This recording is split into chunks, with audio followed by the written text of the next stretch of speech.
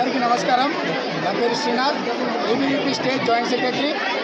ఈరోజు గత 2 రోజుల ముందు అరుణ్ అనే విద్యార్థి క్లాస్లో ఫిట్స్ వచ్చే కారణంగా చాలా ఇబ్బందులకు గురైనా సరే ఇక్కడ ఉన్నటువంటి మేనేజ్మెంట్, అదే ఉన్నటువంటి హెచ్ఓడి, డీన్, అదేవిధంగా సెక్యూరిటీతో సహా ప్రతి ఒక్కరికి భయానికి గురి చేసి విద్యార్థిని హాస్పిటల్కి తీసుకెళ్ళడానికి ఏ ఒక్క మేనేజ్మెంట్ సపోర్ట్ చేయలేదు. కావున దానివల్లనే ఈరోజు ఒక విద్యార్థి మరణానికి గురవడం జరిగింది.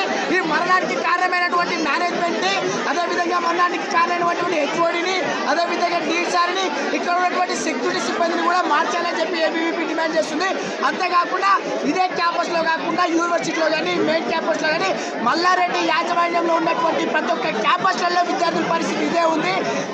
అంటే విద్యార్థులను ఒత్తిడి చేస్తూ, భయంకరానికి గురి చేస్తూ, ల్యాబ్లలో ఫెయిల్ చేస్తామనే భయంతో లక్షల ఫీజులు దోచుకుంటా విద్యార్థులకి కనీసమైన ఫెసిలిటీ కూడా ఇవ్వనటువంటి వ్యక్తి ఇది ఒక మల్లారెడ్డి యాజమాన్యం.